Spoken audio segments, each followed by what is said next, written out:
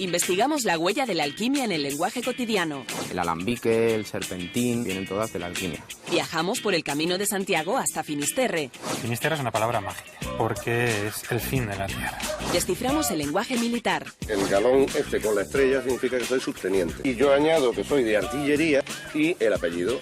Buscamos los símbolos masónicos en el dólar. Claramente que aquí hay el símbolo del triángulo, el mismo triángulo que tú tienes aquí con el ojo, el conocimiento. Y la directora Inma Sara nos mostrará que la música también es un lenguaje. Es el lenguaje de comunicación entre los seres humanos, el lenguaje de los sentimientos.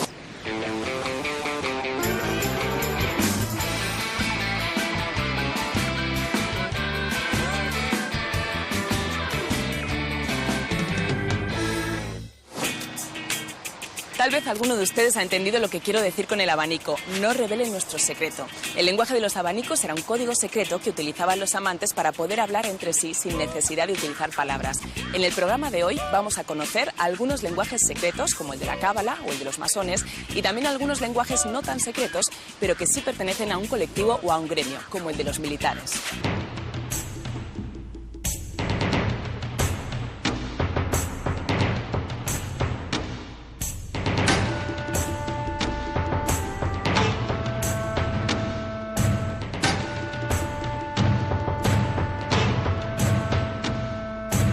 Para conocer la vida militar hay que conocer su código interno, el código castrense. Un civil necesita que le traduzcan el lenguaje cuartelero, la simbología de los uniformes y cualquier gesto en el campo de batalla. Así que pasemos revista al lenguaje.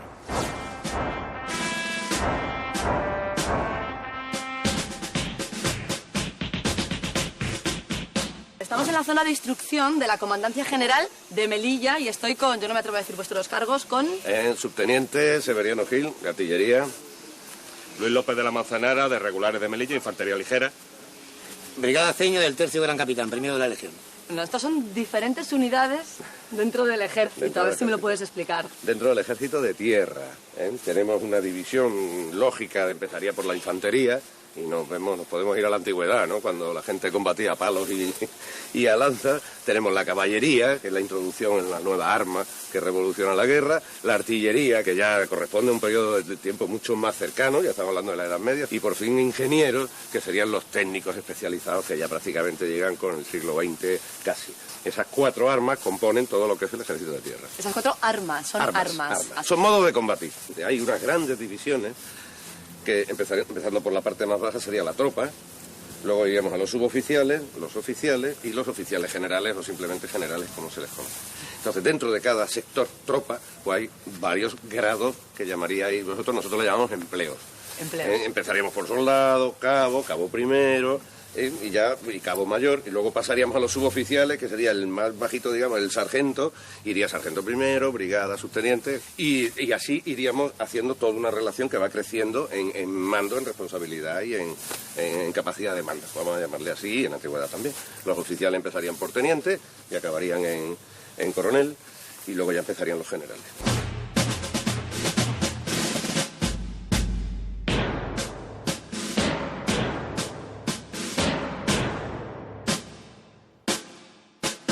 Severiano, la organización es muy importante en el terreno, ¿no? Si empezamos por la unidad mínima que tiene un empleo práctico, sería el binomio. Es decir, 2 personas juntas pueden empezar a combatir ya.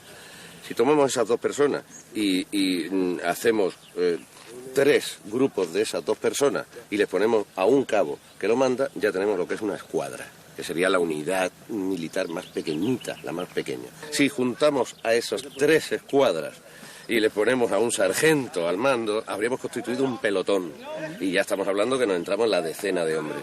3 veces esa unidad, es decir, 3 sargentos al mando de sus correspondientes hombres y mujeres, formarían una sección que la manda un teniente.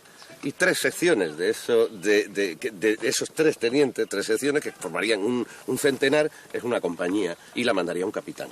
Varias de esas compañías formarían un batallón y varios de esos batallones formarían un regimiento probablemente, o quizá forman una brigada, que es una unidad ya, hablamos de organizaciones tácticas y ya bastante grandes.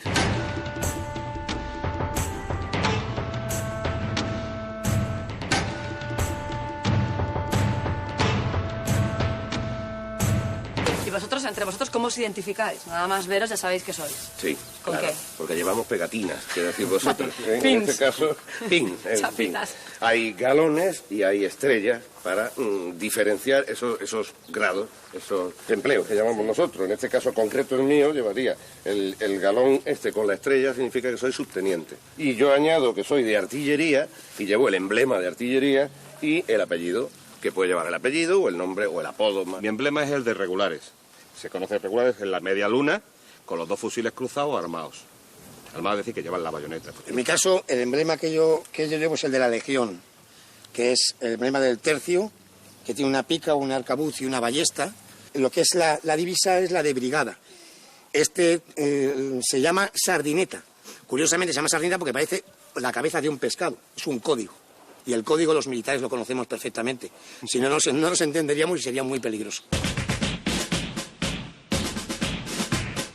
Hay un montón de expresiones de la vida cotidiana que utilizamos sin darnos cuenta que su origen está en el lenguaje militar, del ejército. Tiene mucho que ver con lo que son los quintos. Los quintos, lo que es el sistema de reclutamiento militar durante más de 100 años. Estaban encerrados en un cuartel con gente de muchos sitios y hablaban en un lenguaje que no era ni catalán, ni vasco, ni aragonés, ni sevillano. Era un término muy genérico. ¿Expresiones como cuáles? Cuidado que no te la metan doblada. Sí. Y es que cuando te entregabas el equipo y te entregaban las mantas y las sábanas, si te tenían que entregar 2, posiblemente te entregaban una bien dobladita y entonces no te dabas ni cuenta y luego no había forma de taparse ni de hacer la cama. Te la habían metido doblada. Unas expresiones también como que eran muy características, que era el catre, la piltra, que cuando nos referíamos se refieren a la cama. La palabra catre tiene su lejano origen en la voz sánscrita katva, que en tamil se convirtió en katil. Del tamil pasó al portugués ya como catre. En cuanto a piltra, también se refiere a una cama pequeña y procede del francés antiguo petre. Dicen que las palabras se las lleva el viento, pero en este caso el aire nos la trae en la cabina de este casa 295. Abróchense los cinturones. Bienvenidos al Ejército del Aire.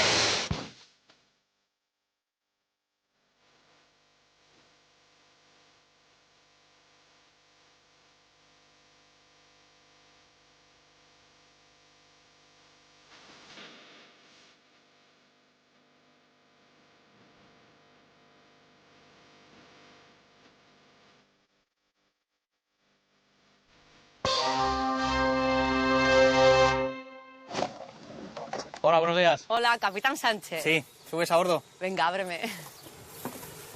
Hola. Santiago, buenos días. ¿cómo Sí, estás? muy bien. Eres capitán del Ejército del Aire. Así es. ¿Cuáles son las misiones del Ejército? Pues nada, fundamentalmente aerotransportes en la península y en el extranjero. Estamos desplegados en varios países y sobre todo pues el apoyo a todos los ejércitos que nos lo pidan en operaciones de mantenimiento de paz.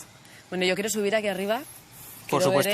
Quiero ver el avión. Y así es por dentro un avión militar. Así es, avión militar, lo puedes llamar también sistema de armas y lo puedes llamar también aeronave militar, como ¿Sistema más de te armas? guste. Sí, sistema de armas porque puede llevar armas en un momento determinado. Los asientos no son la típica butaca de avión civil, es un asiento de paracaidista. En la parte posterior del avión tenemos el portalón, la rampa y las puertas de paracaidistas propiamente dichas, que son las 2 laterales que tenemos. Esta es la cabina de carga y luego la parte delantera, que es la cabina de pilotos. Que es lo que a mí me gusta. El cuadro, con todo el cuadro de Lo que mandos, suele ¿no? gustar. Como puedes ver, no es que sea muy ergonómico, pero vamos, una vez que estás sentado es cómodo. ¿Diferencias entre un avión militar y Sí. uno civil? Realmente nos distingue de ellos en las medidas de autoprotección que sí tenemos, que ellos no tienen. Que la autoprotección básicamente es detectar cuando tenemos una amenaza externa, ese lanzamiento de misil o arma en su defecto e intentar evitar que nos impacten el avión. El volante de mando puro, los cuernos que le llamamos nosotros para subir, para bajar, empujar y tirar, y luego es mucho más fácil de llevar que un coche porque esto solo va más rápido y más despacio. Las pantallas son las que nos dan toda la información y donde la sacamos la que nos hace falta. Las radios se manejan desde estas cajas de aquí que se llaman FMS y toda la parte de motores está en la pantalla central. Los flaps, que son los aviones civiles, tienen exactamente lo mismo, son superficies súper sustentadoras para que el avión vuele mejor.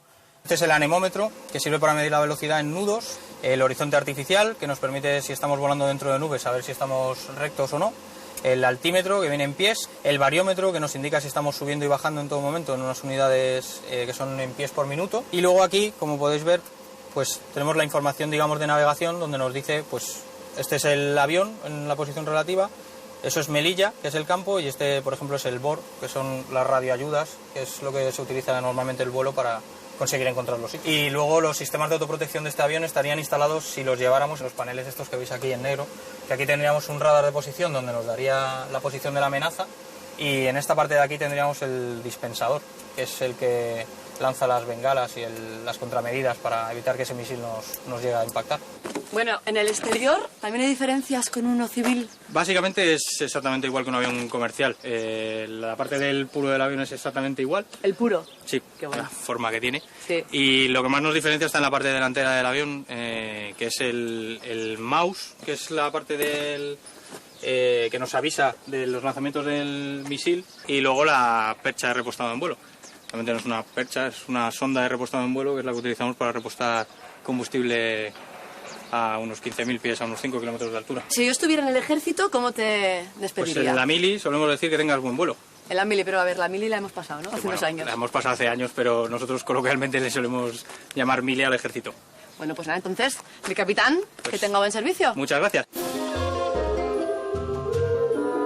A principios del siglo XIX se dictó una orden para que los marinos se cortaran el pelo. La Armada alegó que muchos marineros se habían salvado de ahogarse gracias a que les agarraron del cabello. La orden fue derogada y se hizo popular la expresión salvarse por los pelos. La masonería moderna fue creada en 1717 en Londres. Poco a poco fue extendiéndose por todo el mundo hasta convertirse en la sociedad secreta más influyente. En algunos países, como en España, casi siempre estuvo prohibida, pero hoy en día es una sociedad legal que practica una política de puertas abiertas. Además, los masones pueden presumir de tener hasta 4 lenguajes secretos.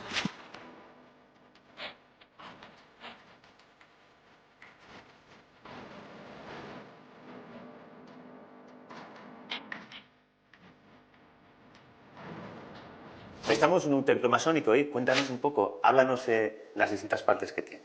Okay. Aquí esta posición del venerable se llama así y es el presidente. En el muro tú ves los 3 símbolos, el triángulo del ojo, del conocimiento, y la luna y el sol, que con el venerable maestro son los 3, lo que llamamos las 3 luces que presiden las tenidas, es decir, las reuniones de los masones. La palabra masón procede del francés maçon, que significa albañil, debido a que los primeros masones fueron constructores medievales. La palabra francmasón se suele interpretar como masón o albañil libre.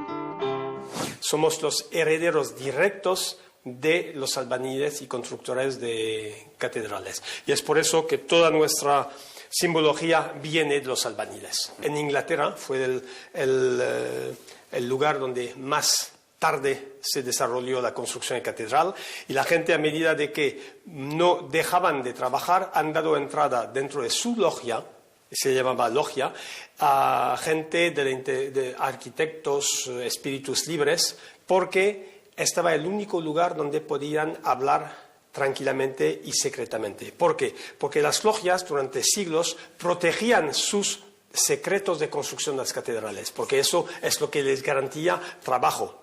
Así que estaban acostumbrados en unos países donde había poder absolutista y control de las iglesias, el único lugar donde podían hablar libremente estaba en la logia.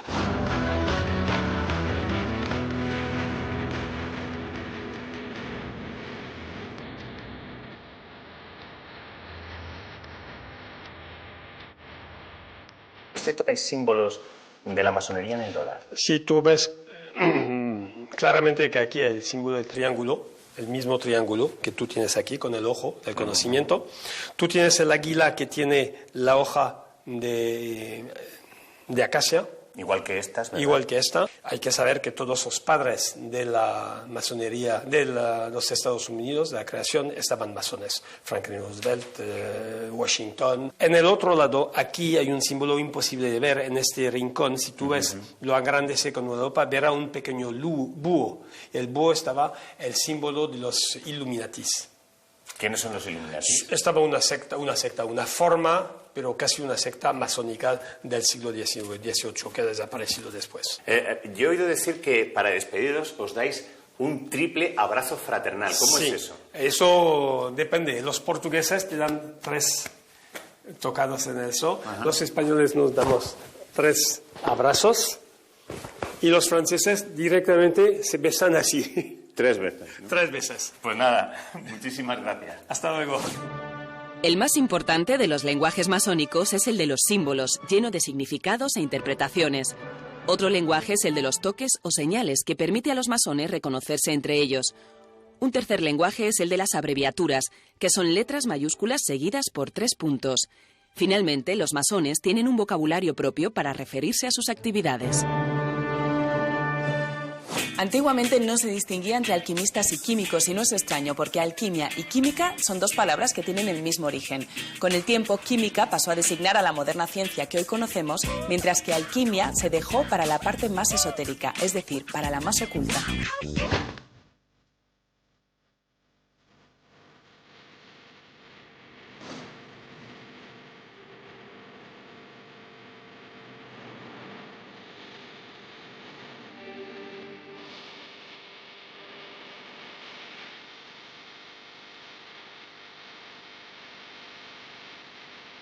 Hay una ciencia que normalmente nos suena misteriosa y que tiene su propio lenguaje secreto, que es la alquimia. José, tú te dedicas a investigar y a difundir la historia de la alquimia. Eso es. Bueno, es un término complejo, ¿no? ¿Qué es alquimia? Pues mira, la alquimia es una práctica hermética que se dedica a la transmutación de los metales, ¿no? Práctica hermética. Ajá. Eso es. Sí, bueno, práctica hermética en el sentido de que es algo cerrado, algo ocultado, que tiene un lenguaje muy complejo. Que no es para todo el mundo, no es Eso público. es, no es público. El hermetismo debe su nombre a Hermes Trismegistos, supuesto autor de una colección de textos esotéricos que influyó mucho en la alquimia. Un texto puede ser hermético porque es oculto o impenetrable, pero también puede ser hermético un frasco que no deja pasar el aire. Hablas de transmutar. Sí, de transmutar es una palabra típica de la alquimia y se refiere a convertir una sustancia en otra completamente. Alquimia de Alquímedes, supongo, que fue un gran químico que descubrió, ahora no me recuerdo qué, y el Eureka famoso de él. Es el libro de Pablo Coelho. Está relacionado con la magia, pero no sé más. Todo lo que son cambios químicos de procesos, en aquel tiempo creo que era más pues, como convertir cualquier cosa en oro. Suena pues, a la Edad Media, a la gente que hacía conjuros. A partir de unos materiales o a partir de unos elementos, intentar encontrar otros, como puede ser pues, intentar, por ejemplo, crear oro. De la plata o pasarla al oro, de unas piedras hacer con el oro o algo por el estilo. A mí me viene a la cabeza pues películas, ¿no? Y combinación, Sí, sí. ¿Cómo se transmuta? ¿Con qué? Eso es, pues es típico con la piedra filosofal. Es la sustancia básica, aparte de otra más que es el elixir, y que es otra palabra típica de la alquimia que servía para prolongar la vida de la gente. Son sus 2 objetivos básicos. Por un lado, transmutar los metales con la piedra filosofal y por otro lado, prolongar la vida con el elixir.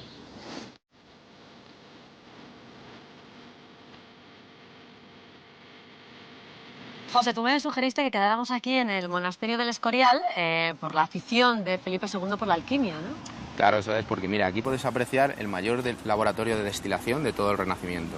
Y destilación, palabra asociada a la alquimia. Destilar es sacar la parte más espirituosa de una sustancia. Del vino, por ejemplo, sacas el alcohol y todos los aparatos que se utilizan, el alambique, el serpentín, todas estas palabras se siguen utilizando en castellano y vienen todas de la alquimia. ¿Qué es alambique? ¿Qué es serpentín? Pues el alambique es el aparato para destilar, que tiene una forma como si fuera un niño cabezón. Y el serpentín es el aparato que se utilizaba para enfriar el líquido. ¿Serpentín? Tiene una forma de serpiente así enroscada y ahora mismo todas las palabras que se refieren a una forma enroscada se llama serpentín.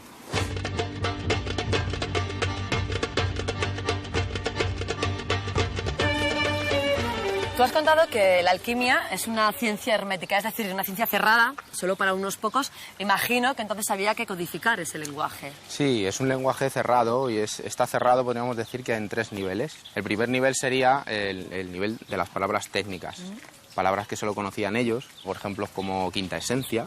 ¿Quinta esencia? Sí, referirse a... La quinta esencia es la parte más pura de una sustancia que ellos podían extraer. En el segundo nivel están las metáforas. Por ejemplo, ellos llamaban a los licores destilados agua de vida.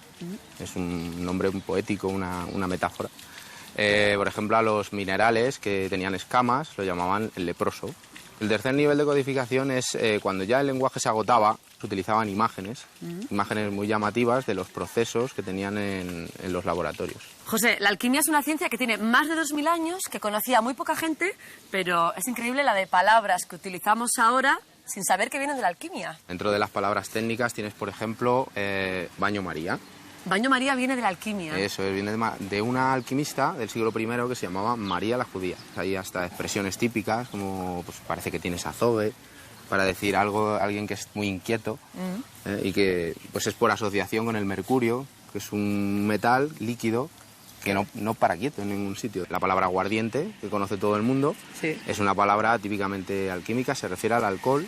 Ellos lo codificaban llamándolo aguardiente porque es un líquido al que si tú le pones fuego, arde. Me viene a la cabeza otra palabra que utilizamos, piedra filosofal, pero que claro, no en el mismo sentido.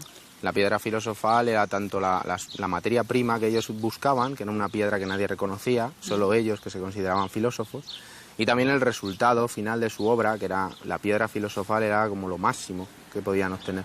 Entonces hoy en día ha quedado como una referencia a algo que te resuelve todo, que has encontrado tu piedra filosofal. Bueno, pues ojalá encontremos, ¿no? La piedra filosofal y elixir de la eterna juventud. Ojalá lo encontremos todo.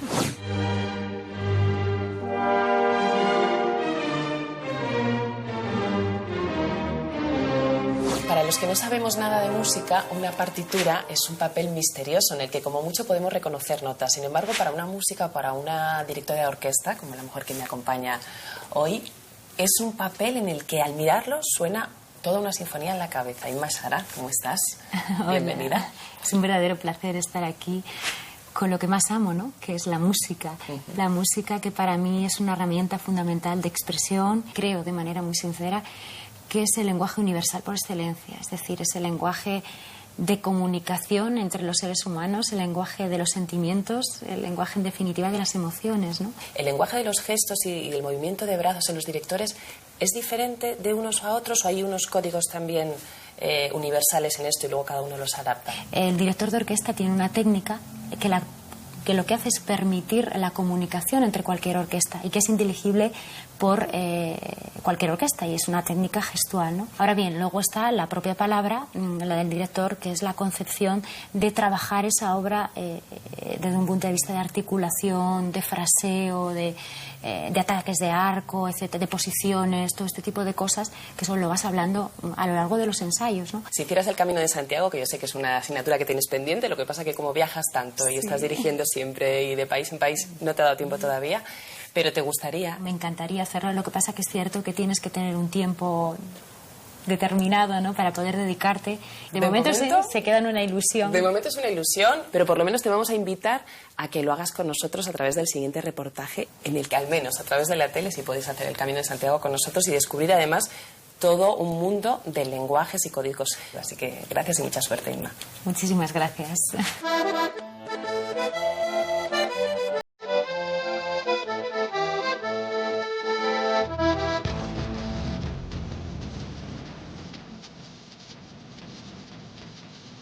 El Camino de Santiago está plagado de señales, signos y códigos secretos que pasan inadvertidos para muchos peregrinos, pero no para nosotros.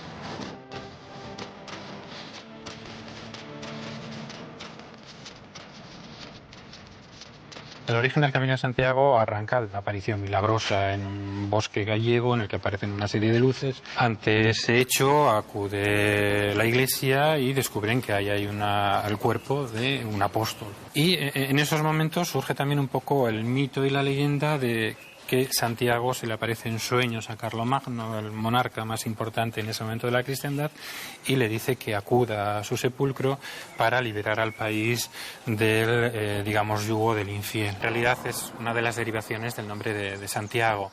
Santiago Boarnegue es el hijo del trueno, diversos nombres que tiene y demás, y es Jacobo, Jacobus y demás, y entonces, en realidad es acudir a Santiago. Los nombres Santiago y Jacobo tienen su origen en el Jacob hebreo. Jacob evolucionó en Jacobus, Jacobo, Jacob o Jacob y acabó derivando en Iago o Iago. El santo llamado Iago, San Iago, se convirtió finalmente en Santiago. Debido a esta curiosa evolución, es lo mismo decir Camino de Santiago que Ruta Jacobea.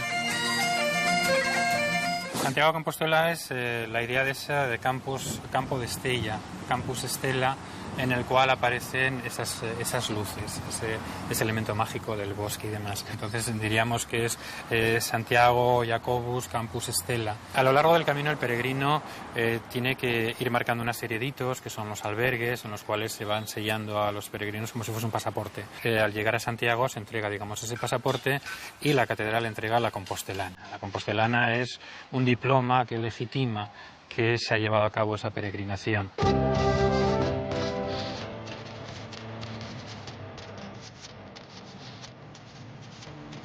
El trofeo sería esta concha, por decirlo así. El trofeo, digamos, que sería la concha.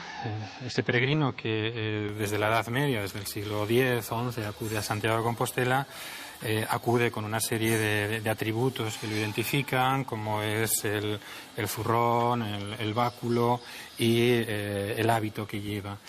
Realizado ese viaje y llegado a Santiago de Compostela, allí se le entrega la concha.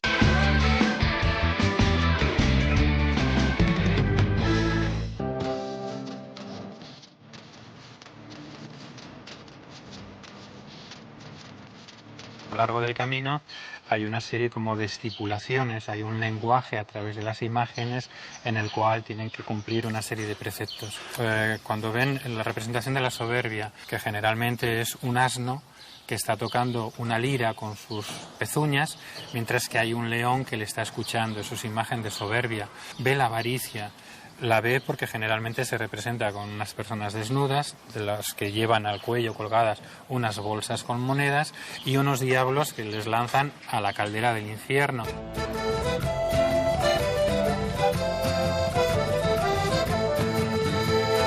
Va marcando muy bien la Iglesia sus mensajes a lo largo del camino. Sus mensajes. El peregrino va leyendo esos mensajes continuamente y va redundando en su sentido religioso. ¿Y cuál es la importancia de Finisterre? Finisterre es una palabra mágica.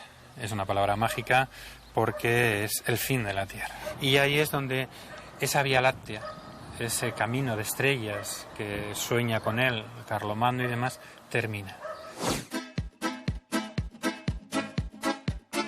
Pues en secreto una amiga te cuenta una cosa y te dice que no se lo digas a la otra y pues te lo tienes que callar. Es una cosa que no se puede decir si te lo cuentan. A nadie.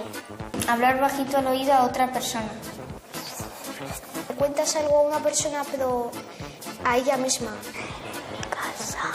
Alejado de los demás. No puedes revelárselo a todo el mundo porque si no eso no es un secreto. Y te dice el amigo, no se lo digas a nadie, entonces es un secreto. Porque es íntimo. Porque es individual. Se guarda para siempre y si se dice ya es lía.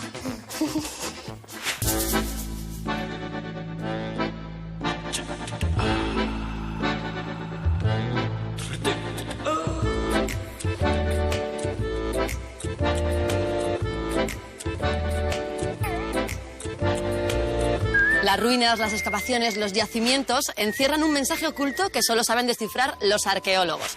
Para hablar del lenguaje secreto de la arqueología, estamos en una isla que es todo un museo al aire libre, Menorca.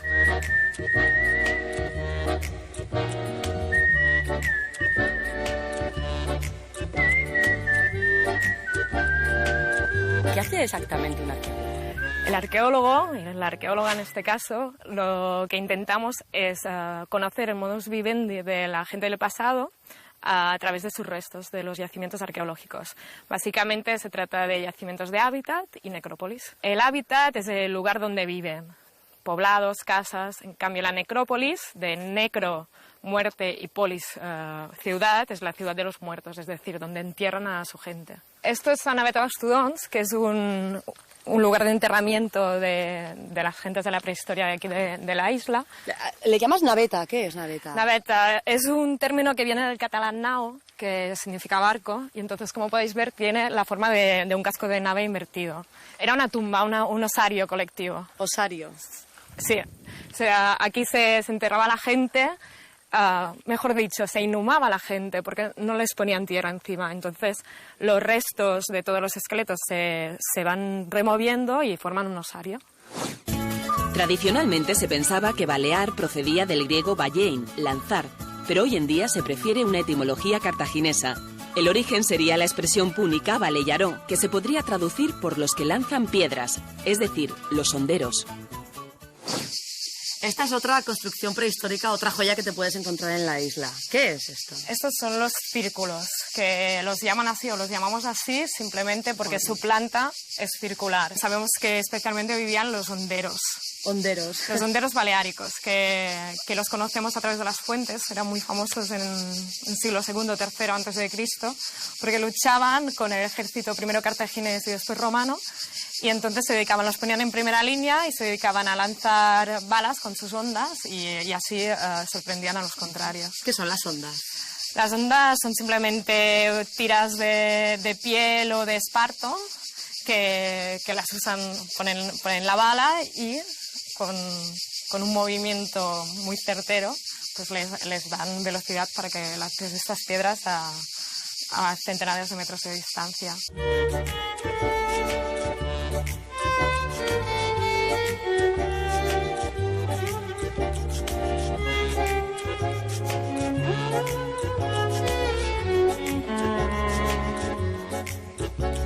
Yo veo estas construcciones por toda la isla. ¿Qué son? Sí, esto de hecho son los talayots, que tenemos 300 o 300 y algo repartidos por toda la isla. Bueno, ¿qué es un talayot? Aparte de, porque bueno, evidentemente... Un talayot son estas construcciones troncocónicas hechas con grandes piedras. Sabemos que eran el edificio público, el edificio un poco que aglutina a la gente del poblado. Y poco más te puedo decir, hay muchas teorías, pero ninguna demostrada todavía. Bueno, y esto es lo que tiene Menorca, ¿no? Que entre baño y baño vas paseando y te encuentras este tesoro. ¿Cómo se llama? Esto es una taula, que es un monumento ciclópeo exclusivo de aquí de Menorca. No lo encontrarás en ningún otro lugar. ¿Monumento ciclópeo? Sí, megalítico. Quiere decir... Mega grande, lítico piedra, entonces está hecho con grandes piedras. Tiene así una forma que en teoría esquematizada sería tauromorfa, sería la cabeza de un toro. Y ante este pilar se hacía un fuego muy vivo y también la gente que lo excavó descubrió muchos restos de animales jóvenes y de ánforas de vino machacadas. Entonces lo relacionan con un ritual de culto, de libación, es decir, donde el vino seguramente no se consumía, sino que se lanzaba. Era ritual, era un elemento simbólico.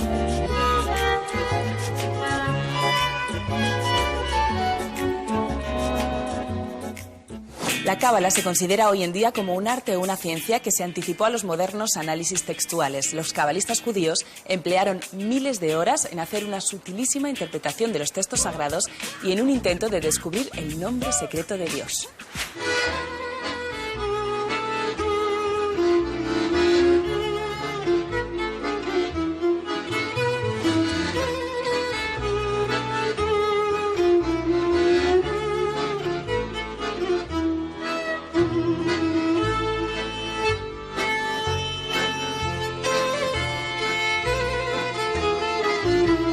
La cábala viene de una palabra hebrea muy parecida a la nuestra, Kabbalah, que significa recepción y aceptación, es de recibir y aceptar. ¿Qué se recibe y qué se acepta? Una tradición. ¿Qué tradición es esa? Pues principalmente entre los judíos es la Torá. ¿Y qué es la Torá? Pues la tradición revelada que Moisés transmitió una vez que Dios se la había transmitido a él en el Sinaí. Es más bien teosofía, es decir, la sabiduría de Dios. Pero lo principal de la cábala es la mística, la búsqueda de la unión con Dios. Tetragrámaton quiere decir en griego palabra compuesta de 4 letras. Se usa para referirse al nombre de Dios, que está formado por 4 consonantes. Como en hebreo no existen vocales, el tetragrámaton ha sido pronunciado de diversas maneras, como Jehová o Yahvé. El problema principal de la cábala es, como el de los filósofos, como de un Dios infinito puede llegar a crearse algo finito, de un Dios perfecto, algo imperfecto. Bueno, pues los cabalistas lo resuelven con la teoría de las sefirot. Amparo, ¿y qué son las sefirot? Podríamos traducirlo como cifras. Es un mundo simbólico que va, por una parte, describiendo las sucesivas etapas de creación. La primera sefira se llama Keter, que significa corona. La segunda, por la derecha, es Jochma, que significa sabiduría. Quizá lo que habla en la Biblia del caos, cuando está todo ahí, pero todavía sin diferenciar. Se diferencia en Binah, que es la tercera. Significa inteligencia, entendimiento.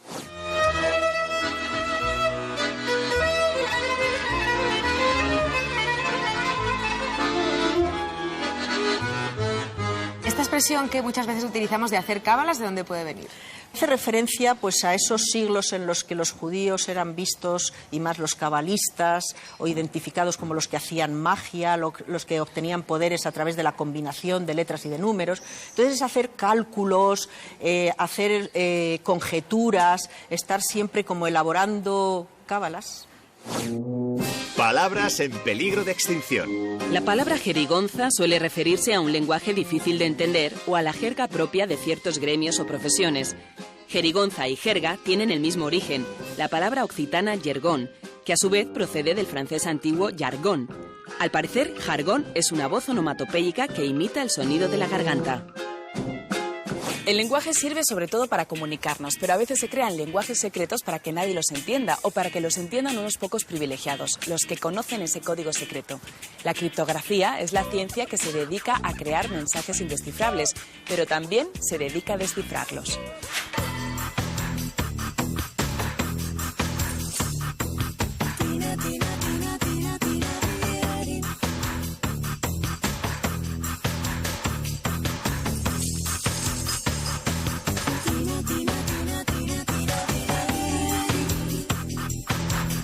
Desde que el hombre empezó a comunicarse con sus semejantes, ha sentido la necesidad de proteger su información confidencial de oídos y ojos indiscretos. Bueno, este afán por ocultar y por proteger la información es incluso un arte, una ciencia que tiene nombre propio. Sí, efectivamente, se llama criptografía. Criptografía, ¿de dónde viene esta palabra? Bueno, viene de criptos y de grafein, criptos, que es oculto. De ahí viene el tema de cripta, ¿no? Y luego de grafein, que es escritura, y en realidad pues eso es prácticamente ocultar una cosa que es claro, un texto claro, bajo algo que es totalmente ininteligible, que sería la parte de la cripta. ¿Cuál sería la definición correcta hoy en día? La definición correcta sería pues aplicar un conjunto de algoritmos que de alguna forma con una o más claves permitieran proteger los conceptos básicos de la seguridad, que serían la confidencialidad, la integridad y en algunos casos la disponibilidad. Hablas de algoritmos. ¿Qué es? Es una palabra un poco compleja. Sí, viene evidentemente de una palabra árabe. Viene de realizar un conjunto de operaciones, acciones que tienen luego un fin común. Las palabras guarismo y algoritmo proceden de al-Khwarizmi, sobrenombre del matemático árabe Abu Ja'far Aben Musa. En el siglo XIX, algoritmo se convirtió en algoritmo, tal vez por su semejanza con logaritmo. Hay técnicas muy antiguas que se usan hoy en día todavía, que son técnicas de sustitución y de transposición. Hay también luego unas ramas más especiales y quizás que sean mucho más novedosas, que serían la esteganografía, que no solamente es cambiar la información, sino que es ocultar la información. La información ocultarla en otro ámbito, en otro aspecto que sería inocuo, como sería, por ejemplo, la fotografía, un vídeo, y debajo de ese vídeo, de esa fotografía, lo que hay es un documento secreto. De hecho, hay casos anecdóticos, como el caso mismo de Bin Laden y de Al Qaeda, que se comunicaban a través de esteganografías, a través de periódicos.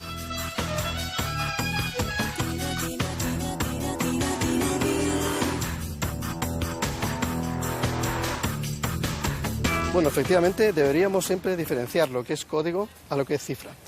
Código quiere decir que cada letra o cada carácter siempre va a tener el mismo valor o la misma representación. En cambio, cuando hablamos de cifra, esa representación puede cambiar en función de una clave que yo utilice y esa clave puede ser distinta incluso cada día, cada hora. Con lo cual, pues código es una cosa muy estática y cifra es una cosa que va cambiando, es muy dinámica. Tenemos el código Morse. Código Morse, pues el SOS y todos estos códigos famosos, quiere decir que solamente es siempre un valor fijo, es un elemento fijo de puntos, en este caso, y rayas, ¿no? O el código navajo. El código navajo, pues se utilizó en la Segunda Guerra Mundial, era pues un lenguaje propio, un idioma propio del pueblo navajo, y lo que hizo Estados Unidos, que fue reclutó a esta gente para que pudiera pues enviar informaciones, en este caso codificadas.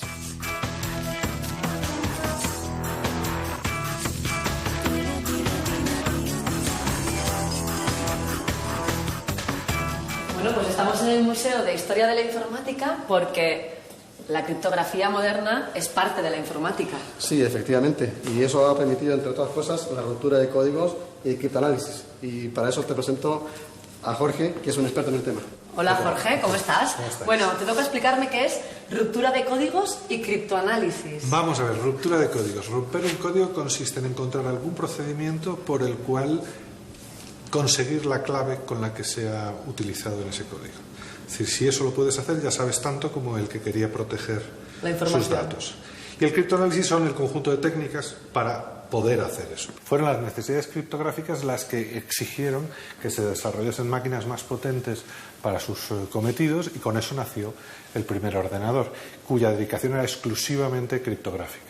Nos ha dado un montón de palabras nuevas, ¿no? Que hemos tenido que familiarizarnos con ellas. Sí, hombre, criptografía está dentro del ámbito de la seguridad en Internet, la seguridad en el mundo electrónico, pero sí, hombre, tenemos hackers, tenemos spammers, tenemos... Vale, vamos a ir explicando qué es un hacker. Bueno, vamos a ver, hacker es un término muy ambiguo porque quiere decir alguien que se las apaña para salirse con la suya, es el que intenta romper los sistemas o acceder a ellos o hacerse con cosas que no debía hacer. También tenemos spammers son los que se dedican a fabricar el correo electrónico basura que inunda el 80% del tráfico en la red.